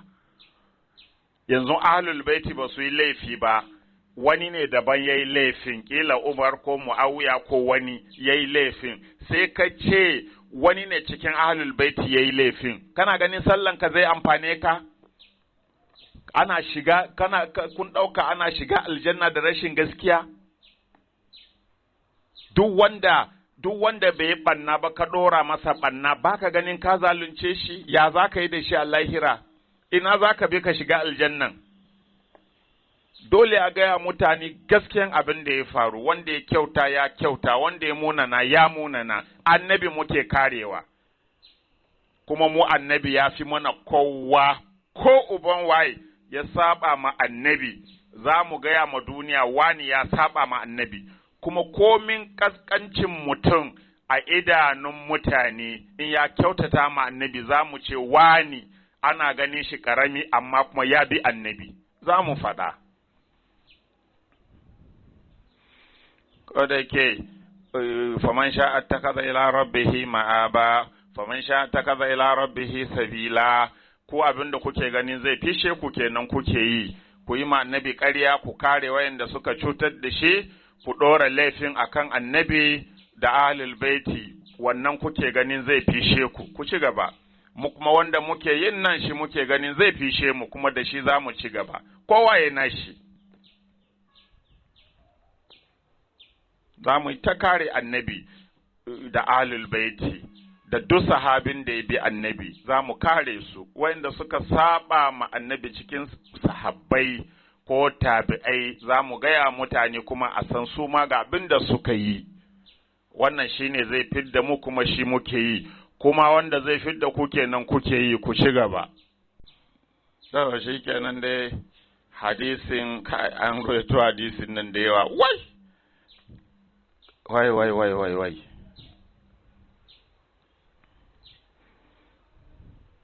A Shablanji a cikin Nurul Absar ko a shafi na 89 kala ya ce wa fi aqaid Sheikh Abi Ishaq Al-Fairu abin nan Fairuzi Abadi inna amra ibn al-Asi kana wazira Muawiya, yace lallai Amr ibn al-Asi wazirin Muawiya ne, ya kasance wazirin Muawiya.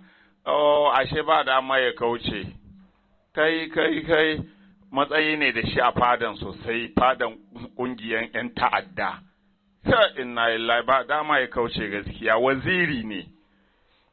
Sai dai da ya fi son lahiran shi akan duniya to zai iya kaucewa, amma Muawiya ya kashe shi to shi kenan ya yi shahada.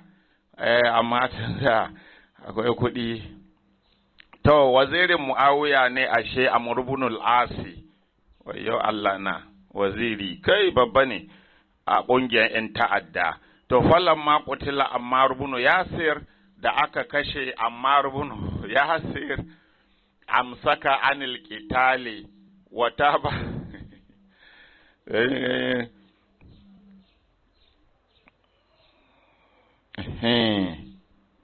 To, da aka kashe Ammar ibn al-Asi, sai shi da aka kashe Ammar ibn Yasir, sai Ammar ibn Yasir shi wazirin Muawiya, wazirin shugaban ƙungiyar 'yan ta'adda kenan, sai amsaka anil qitali sai ya daina yaƙi.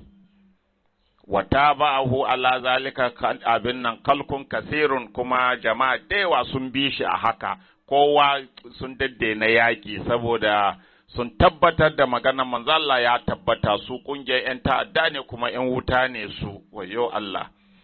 Faƙala lahu Mu'awiya, sai Mu'awiya ya ce, lima la tuqatil, me yasa baka yaƙi kuma? Ƙala sai ce, kad qatalna hadha rajula, mun kashe mutumin nan, wa kad samitu Rasulullah sallallahu alaihi wasallam yaqulu, kuma naji manzo Allah sallallahu alaihi wasallam yana cewa taqtuluhu fiyatul bagiya, ƙungiyar 'yan ta'adda ne za su kashe shi. Fadalla ala anna nahnu bughatun, wannan ya tabbatar cewa mu ne 'yan ta'addan, in ji Amr ibn al-Asi. To akaramaka Allahu, ga rigima tsakaninka da Amr ibn al-Asi, ka ce ƙungiyar Muawiya ba ƙungiyar 'yan ta'adda ba ne, ga Amr ibn al-Asi ɗaya daga cikin sahabban da kuka ce an alƙawarin aljanna, babban sahabi ne dai ko?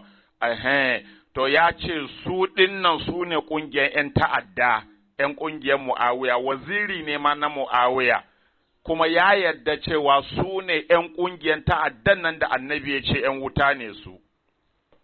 To kai yanzu sai ka ƙaryata shi, ka ce ha'a su ne 'yan aljanna, ka ƙaryata annabi, ka ƙaryata wanda kake karewa.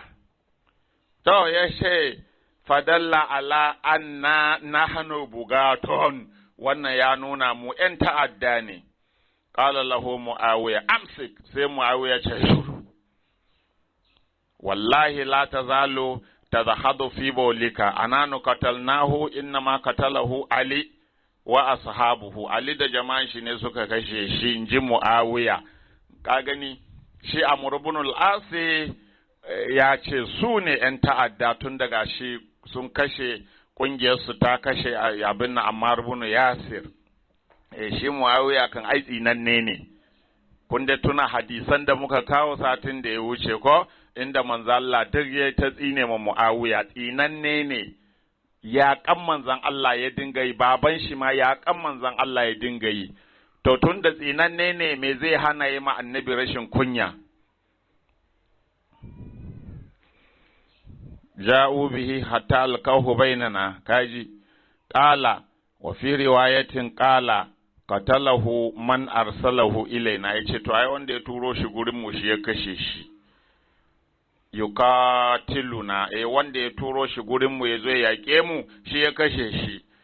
Mu muka kashe shi, amma ayin da Ali bai turo shi ya yaƙe mu ba za a kashe shi ba, don haka Ali ne ya kashe shi. Kun ji dai magana irin na munafukai, in ji Qur'ani.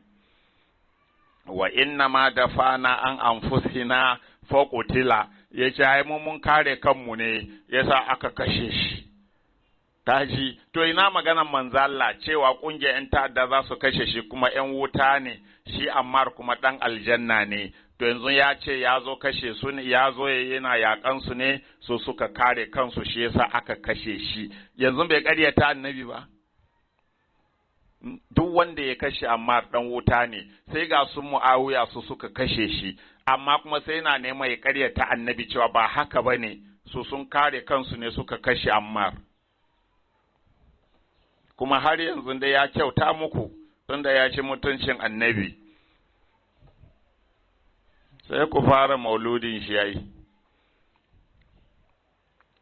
Fa balaga zalika aliyan, sai labari ya je ma Imamu Ali alaihi salam.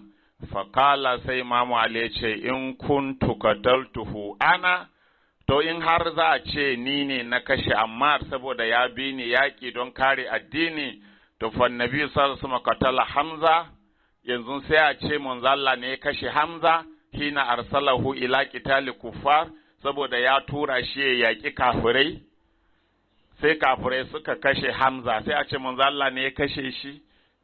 Kun dai ji maganan Ammar din, abin nan maganan Muawiyan ku dai, ku dubi yanda yake sukan manzo Allah, yake challenging annabi, yake challenging Qur'ani, amma duk da haka ya burge ku. Da kyau. In kana to yanzu sai mu ce kamar yadda na faɗa a farko, yanzu sai mu ce Allah shi ya kashe wa'anda abin nan wa'anda suka ji Allah ya ce su fita su yi yaƙi don kare addini aka kashe su, sai mu ce Allah kenan Allah shi ya musu mugunta kenan ya tura su a kashe su? Ko kuma yanzu kawai sai mu ce Allah shi ya kashe annabawan da bani Isra'ila suka kakkashe? Ko ba ku karanta a Ƙur'ani ba, afa kullama ja'akum rasulun bima la tahwa anfusukum mustakbartum fa fariqan kazzabtum wa fariqan taqtulun.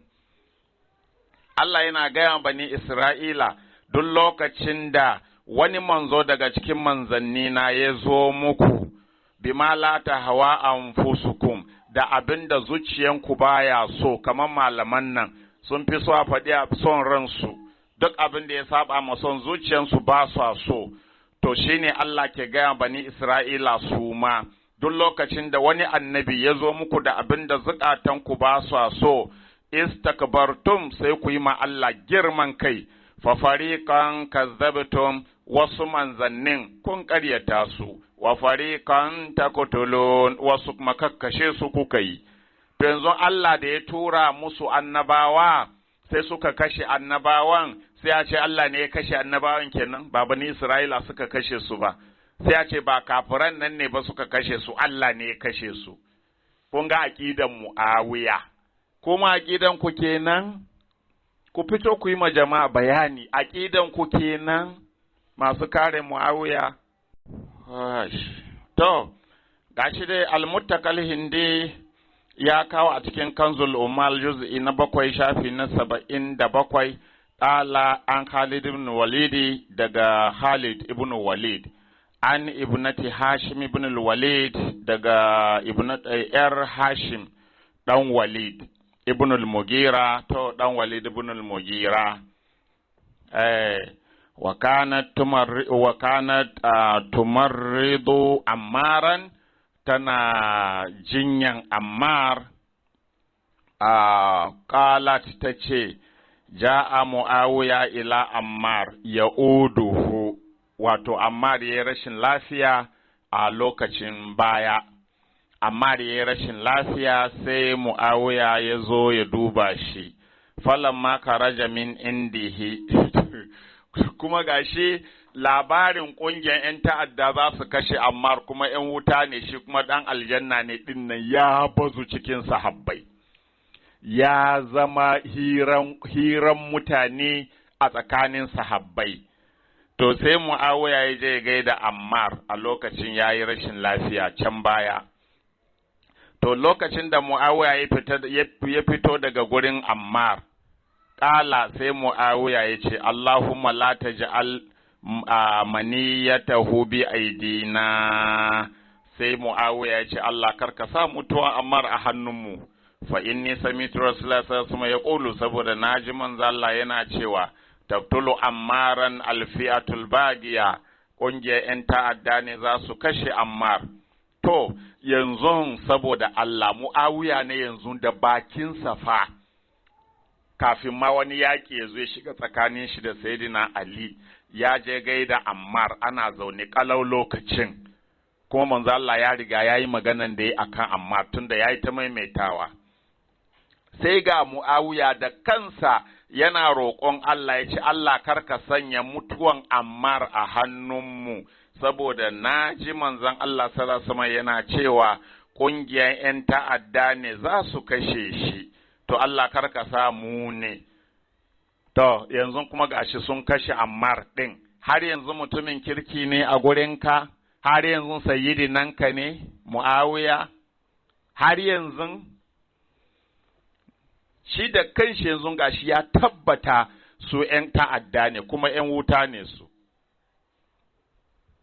Kala ya ce a kharajahu Abu Ya'la, Muttaqal Hindi ya ce Abu Ya'la ya rawaito wannan hadisi wa abun nan Asakir, Abu Asakir ya rawaito, wa minha ma rawahu Ibn Sa'd fi tabaqatihi, kuma Ibn Sa'd ya rawaito shi a cikin Tabaqatul Kubra juz'i na 3 kashi na 1 shafi na 188.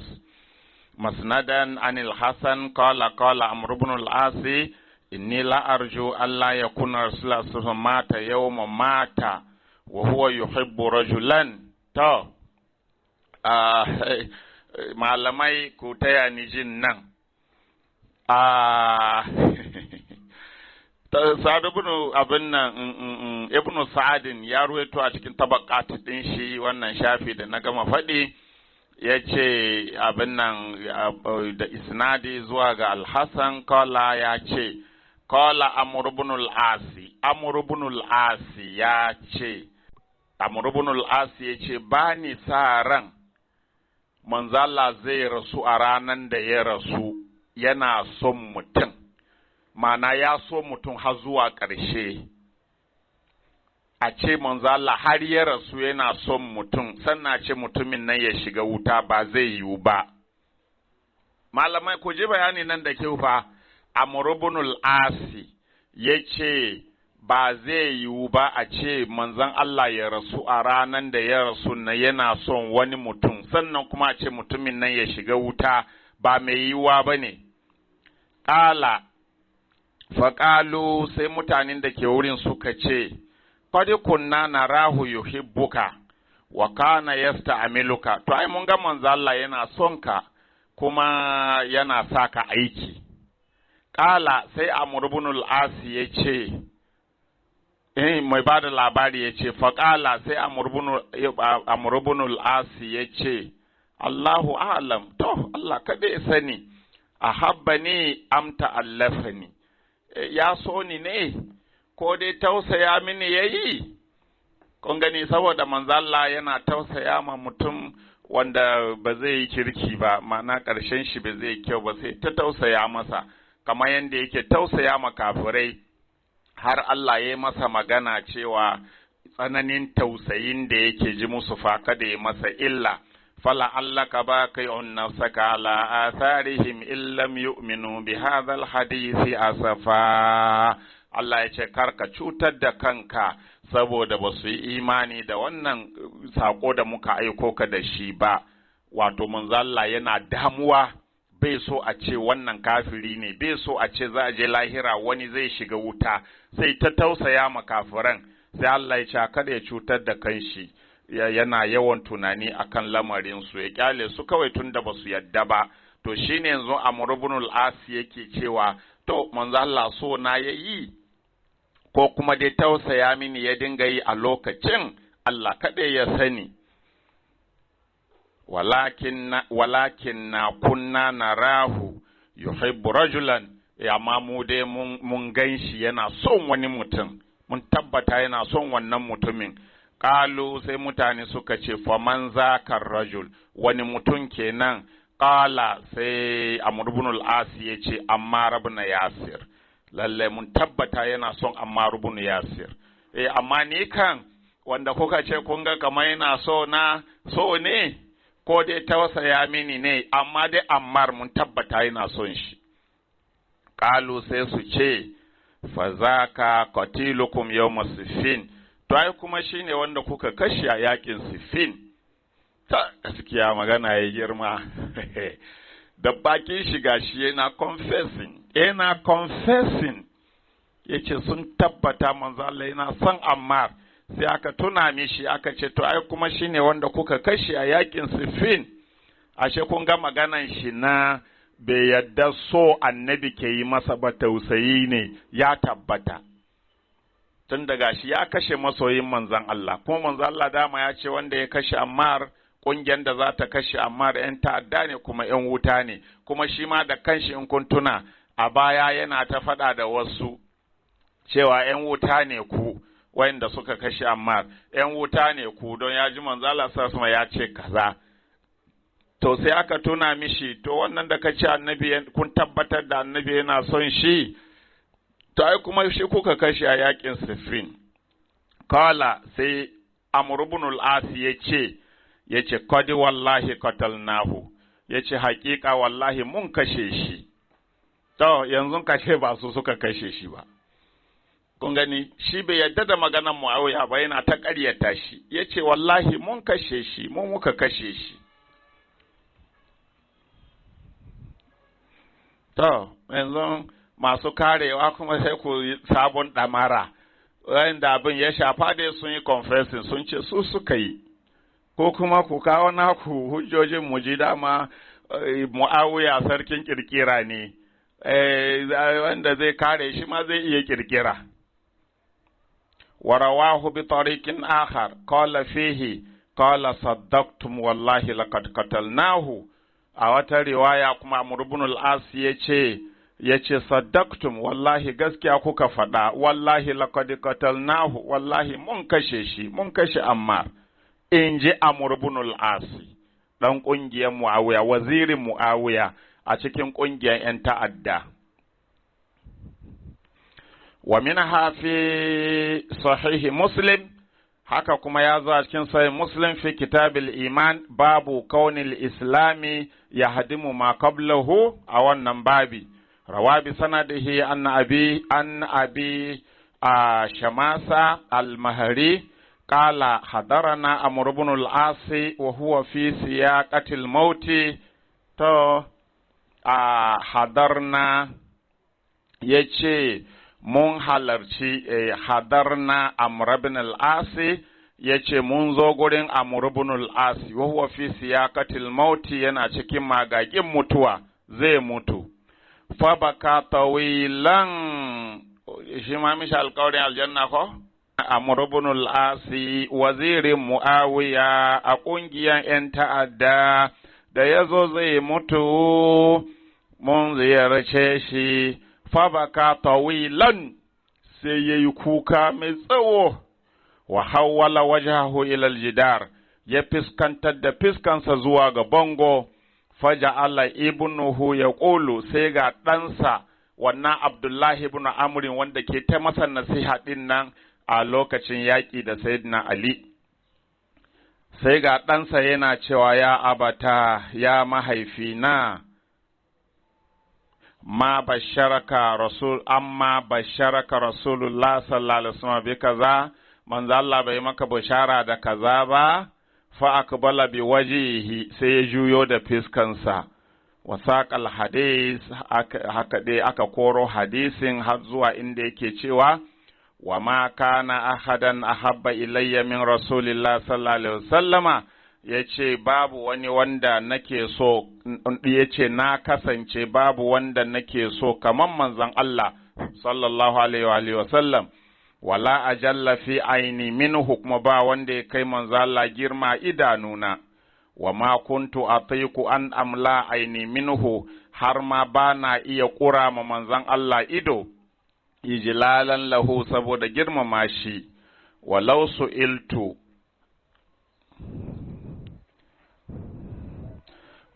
su'iltu an asifahu, inda za a tambaye ni in siffanta manzon Allah, ma ataktu, da ba zan iya ba, li'anni lam akun amla aini minhu, saboda ban kasance ina iya ƙura masa ido ba. Walau mitu ala tilkal hali, inda zan mutu a wannan hali da nake kai na son manzon Allah da girmama shin nan, inda na mutu a lokacin da nake kan wannan halin, la rajautu an akuna min ahlil janna, da na sa ran in zama cikin ‘yan aljanna. Oh Allah. Sunan wa Amr ibn al-As bai cikin ‘yan aljanna 10 ko? To shi kenan an ce bai ciki, an bincika. To bai ciki, amma babba ne aiko? To ya ce inda shi ya kasance ya tabbata akan wannan hali da shi ya kasance na son manzon Allah da girmama shi nan, inda shi ya dawwama akan haka, da ya ɗore akan haka, ya ce larajautu an akuna min ahlil janna, da na sa ran in kasance cikin ‘yan aljanna. Sun mawallaina a shiya'a, sai gashi mun zo mun rungumi wasu al'amura, mun zo mun rungumi wasu abubuwa daban. An saki manzon Allah sallallahu alaihi wasallama, ya ce ma adiri ma hali fiha, ban san yaya hali na zai kasance ba a cikin wannan lamari. To, ya sani wani go? Ai, manzalla ya ba da labari, kuma manzalla bai ƙarya. Da tun a lokacin ya gudu, ya bar ƙungiyar, bar ma Mu'awiya ƙungiyarsa kawai ya yi tafiyin shi, ko ya koma bayan Ali ya yaƙi Mu'awiya, ya goyi bayan Ali ya yaƙi ƙungiyar ‘yan ta'adda, da shi kenan, amma ba shi iko ba. Allah ka samu yi ƙarshe mai kyau. Yanzu gashi zai mutu yana ta kuka, yana nadama. Da ya so manzo Allah kuma ya girmama shi, amma daga baya kuma sun runguma wasu abubuwa daban. To, warawahu Ahmad bin Hanbali ya ruwaito shi ma a cikin masnadinsa juz'i na 4 shafi na 199 a biktilafin fi badil alfazi, akwai sabani a cikin wasu lafuzza a riwayan Ahmad bin Hanbali. Wa qala fi akhirih, a ƙarshen maganan sai Amr ibn al-As yake cewa fa iza mittu, idan na mutu fala tabki alayya, fala tabki alayya, kara ka yi kuka a kaina, wala wala tattabi'ni madihan wala naran, kuma kar ka bi ni kana mai yabo ko kuma mai ko wuta, kar a raka ni da wuta, kuma kada babu yabo. To, washuddu alayya izari, kuma ku ɗaura mini zani na sosai, mana likafaninsa, fa inni muhasam, saboda za a yi rigima da ni. To, malamai kun da ji bayanin, ya ce za a yi rigima da shi a lahira, saboda abubuwan da ya aikata daga baya. Amr ibn al-As, wannan babban sahabin. Ta wannan karatu idan ba daidai nake yin shi ba, malamai ku gyara don mutane su ƙara fahimta. To, kuma in kun yi gyaran da Allah ku turo yanda zan samu, a lokacin zan bayyana wasu da nake ɓoyewa. Wa minha ma zakarahu ibn al-Asir, kuma daga ciki akwai wanda ibn Asir shi ma ya ambata a cikin Usudul Gaba juz'i na 5 shafi na 267. To ni malaman nan me suka karanta ne suka zama malamai? Ni fa har yanzu abin yana bani mamaki. Yaya za ka zama malami baka da labarin annabinka? Ya za ka zama malami baka san sahabban annabinka ba, baka san na kwarai da na banzan cikinsu ba? Akwai matsala. Subhanallahi. To, shafi na 267 a cikin tarjaman Abilgadiya al-Juhuni, ƙala ya ce, rawa ibn abid duniya an Muhammad ibn abi mashar an abihi, ƙala ya ce, bainal hajjaj jalisan, yayin da hajjaj ibn Yusuf kenan ko, a lokacin yana zaune, iza akbala rajulun muqaribal khutuwi, sai ga wani mutum ya gabato wanda ke da kusancin tafiya, mana yana daga kafa sannu-sannu bai sauri. Falamma ra'ahul hajjaj, da hajjaj ya gan shi, kala sai ce, marhaban bi abil gadiya, maraba da abul gadiya, wa ajlasahu ala saririhi, ya zaunar da shi akan gadonsa, wa ƙala ya ce, an takatalta ibn Sumayya, kai ka kashe ɗan Sumayya, ma'ana kai kashe abin nan Ammar ibn Yasir. Ƙala na'am, ya ce, ni ne. Ƙala kaifa sana'ata kaza, ya kai haka, har dai inda yake cewa na yi kaza hatta kataltuhu, har na kashe shi. Faƙala al-hajjaju li ahli Sham, sai kai sai Hajjaj ya ce ma mutanen Sham, ya ce duk wanda ke so ya ga wanda ya fi kowa abin sayarwa ranar kiyama falyanzur ila haza, ya kalli wannan. Sun masarahu, sannan sai ya gana da shi, ya yi sirri da shi, sai Abu Gadiya ya yi sirri da shi, ya sa'aluhu shay'an, yana so ya taimake shi da wani abu, fa'a ba alaihi, sai Hajjaj ibn Yusuf ya ƙi ya ba shi abin da yake nema. Faƙala Abu Gadiya, sai Abu Gadiya ya ce nuta'u lahumud duniya summa nas'aluhum fala yutunana. Ya ce muna take musu duniya. Ku ji bayanin nan, muna take musu duniya, sannan sai mu zo mu roƙe su abu kuma su hana mu. Ma'ana su suka taya su yaƙi, suka kakkashe mutanen kirki har yau suka mallaki duniya, kuma gashi yau mun zo muna roƙon su abu a duniyan sun hana mu. Fala yutunana, ba su ba mu. Wa ya zamu anni azimul ba'a yawmal qiyama, kuma gashi yana da awanni ne na fi kowa girman abin sayarwa ranar kiyama. Ma'ana yana so ya gaya ma mutane cewa wannan ya sayar da lahiransa ya fanshi duniya. To, ila an ƙala har zuwa inda yake cewa wallahi ya ce na rantse da Allah. Lau anna ammaran katalahu ahlul ardi la dakhalun nara, yace inda duk jama'an da ke kan ƙasa gaba ɗaya za su taru su kashe Ammar, da duk sun tafi wuta, ba ma ƙungiyar Muawiya kawai da jama'ansa ba, a'a da duk duniya za su taru su kashe Ammar, dukkan su ƴan wuta ne. To, su ƴan wutan ne fa suke wannan bayani da kansu. Shi kanshi Hajjaj ibn Yusuf yayi kun dai san labarin shi ma ba ƙaramin ɗan ta'adda ba ne, to amma to mun gani yana ganin jama'an dai da suka kashe Ammar nasu yayi girma da yawa. In duk duniya za su taru su kashe Ammar, dukkan su wuta Allah zai kai su, ba ma wai Muawiya da ƙungiyarsa ba. To kuma gashi Muawiya sahabi ne ko? Amr ibn al-Asi sahabi ne, da wasu sahabbai kuma ga su duka a ciki. Kuma yanzu sai mu ƙaryata manzo Allah, mu ce wayannan mutanen kirki ne, annabi ne bai kyauta ba da ya ce ba su da kirki, annabin da ya ce ‘yan wuta ne su shine bai yi gaskiya ba, sai mu ƙaryata annabi saboda su. Malamai ku taimaka.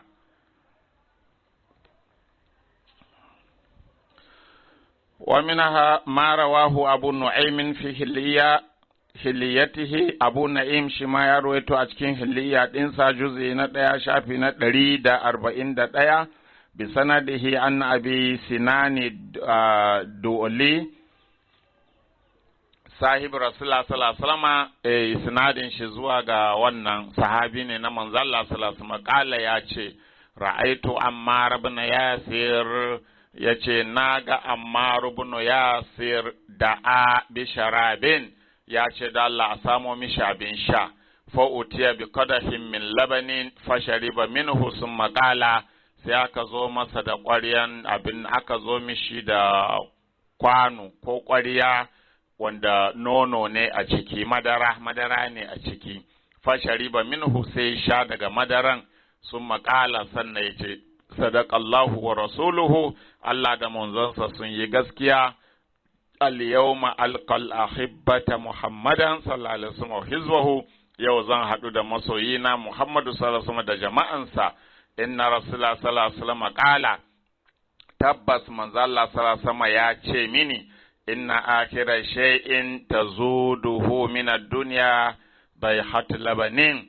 Manzo Allah ya ce guzirin ƙarshe da zan fita da shi a duniya, da zan fita da shi a duniya shine wannan madara da zan sha. Mana shi da ya ga ya sha madara kuma gashi za su fita zuwa yaƙi, sai ce Allah da manzonsa sun yi gaskiya. sai tuna manzo Allah ya gaya masa madara zai sha a ƙarshe ya fita duniya. To sai ce yau zai haɗu da masoyinsa manzon Allah sallallahu alaihi wasallama da kuma jama'ansa. Sun maƙala sannan ce wallahi lau hazamuna hatta yablughuna safat hajar la'alimna anna ala haqqin wa hum ala batil. Yace da za su kore mu, ma'ana da yakin zai karye mana, yaki ya lalace mana, su kore mu har su kai mu ga nan wurin. Yace muna nan akan sanin cewa muke da gaskiya su kuma akan barna suke. Sannan ya ruwaito a cikin shafi na 142 an abil malih al-ansari an aliyin alaihi salam kala zakartu lin nabi sallallahu alaihi wasallam ammaran, na ambaci ammar gurin manzon Allah sallallahu alaihi wasallam faqala sai ce amma annahu sayashhadu ma'aka, zai shahada abin nan zai halarta tare da kai, masha'ida zai halarci wani yaƙi tare da kai, ajruha azimun, ladan yaƙin nan babba ne, wa zikruha kasirun, kuma ambaton yaƙin yana da yawa, mana za ta labarin yaƙin yana da yawa, wa sana'uha hasanun, kuma yabon yaƙin yana da kyau. To, kuma kar ku manta Uwaisul Qarni shi ma anan aka kashe shi gurin goyon bayan manzon abin nan Sayyidina Ali, yana cikin rundunan Sayyidina Ali da shi da Ammar bin Yasir da Muhammadu dan Sayyidina Abubakar, dukkan su ƴan shi'an Sayyidina Ali ne, har da Uwaisul Qarni wannan da ya ce masu Umar ba su san manzo Allah ba din nan. To, wanda kuma da kansu manzo Allah ya ba su labarin shi tun ba su gan shi ba. Uwaisul Qarni shi ma yana cikin ya zo ya bi Sayyidina Ali, yana taya Ali yaƙi saboda kare gidan Annabi sallallahu alaihi wasallam alihi daga hannun sahabban da suka yi ƙoƙarin rusa gidan manzon Allah. Sannan akwai riwaya da aka kawo game da bakin cikin Abdullahi ibn Umar ibn al-Khattab, shi wannan babban sahabin nan shi ma Abdullahi dan Sayyidina Umar ibn al-Khattabi, annahu yana ta nadama lima lam yuqatil al-fi'at al-badiya, daga baya kafin mutu yana ta nadama akan me yasa bai je ya taimaki Ali ba, ma Ali me yasa bai je ya taya Ali yakan kungiyar 'yan ta'adda ba, saboda shi ya ki yadda ya taimaka ma Ali, kuma dai bai je ya shiga kungiyar 'yan ta'addan ba. To shine yanzu yake nadama me yasa bai bi Ali ba su yaki kungiyar 'yan ta'adda, kaga su Amr ibn al-As da su Muawiya. Wa annahu ba ka dai da mafita. In ka ce su Muawiya mutanen kirki ne saboda sahabbai ne, to kuma sahabbai ne suka yaƙe su a matsayin Muawiya 'yan ta'adda ne, sahabbai ne suka yaƙe su. To ya za ka yi kenan? Kun ce duka sahabbai na kirki ne, ko da ke na ji wasu malamai sun ce wai ijtihadi ne ko? Wai da Muawiya da jama'an shi da Ali da jama'an shi duk suna kan daidai. Ya za ku ƙaryata annabi kiri-kiri haka? Inda annabi bai yi magana ba, bai yi bayanin yakin ba, sai a ce to kowane malami na iya bayani, amma ga maganan annabi kuma ku ƙaryata shi cikin sauki, wai kuma kuna da fahimta wanda ya fi na annabi. Auzubillah. To, Ibnu Umar da yana nadama, me yasa bai je ya bi Ali ya yaƙi wa'annan sahabbai da suke ƙungiyar 'yan ta'adda ba? Wa annahu limadha istaqala aliyan albai'a, kuma me yasa yana nadama akan me yasa ya warware mubaya'an da yayi ma Ali, ya mubaya ya warware. Sannan kuma shi an ruwaito kuma riwayoyi inda Abdullahi ibn Amr ibn al-Asi ya dinga nadama, ya dinga bakin ciki kai, annahu lima kana ma alfiyatil bagiya, me yasa ma ya je ya shiga ƙungiyar 'yan ta'addan nan. Gashi dai ya ce ya je ne don yi ma baban shi biyayya, amma kuma ya ƙi ya yi yaƙi. To amma kuma gashi yana nadama, duk da haka me ma ya kai shi, me yasa ya bi baban shi tare da cewa ya ƙi ya yi yaƙi, amma dai har yanzu yana baƙin ciki. To ina ga wayanda suka yi yaƙin.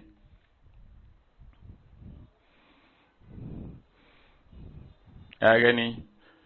So yana baƙin ciki, me yasa ma ya tsaya a gurin su ƙungiyar 'yan ta'addan, ma'ana Muawiya wa ashabuhu, Muawiya da jama'an safi yawmi siffin, a ranar siffin. To wadda annahu mata qablahu bi ashri sinina, sai yayi gurin ina ma da ce ya mutu da shekara 10 kafin ma yakin, ya zamanto baya nan ma a duniya aka yi wannan. Ya fi masa da za a ce ya je ƙungiyar ma ya bi baban shi tare da cewa shi bai yaƙi ba, mutuwa ta fi masa alheri.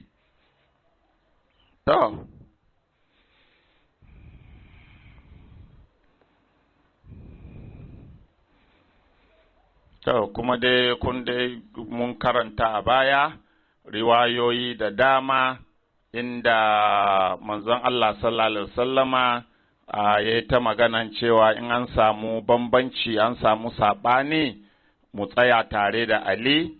Na san dai ba ku manta ba, har shi ma Ammar da kanshi kun san inda manzon Allah yake ta masa bayani a gidan Abu Ayyub al-Ansari a lokacin cewa gashi za a samu fitina a bayana, amma ka kasance tare da Ali.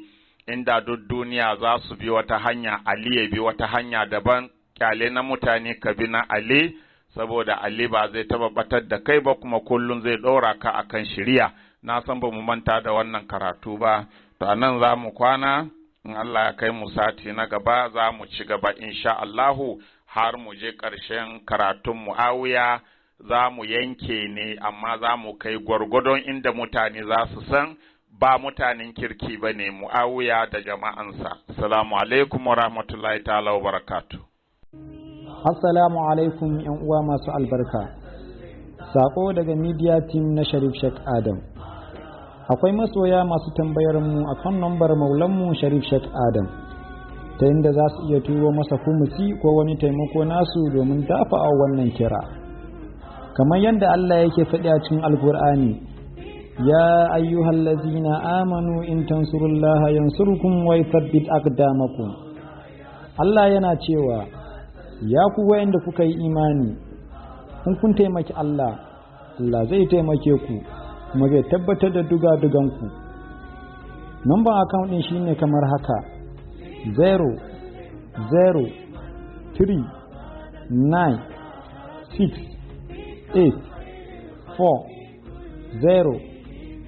00396840116. Sunan account Sharif Adam Yakub, banki Union Bank. Allah ya ba mu ikon taimakawa, Allah ya tabbatar da mu a bisa tafarkin ahlul bait. Amin.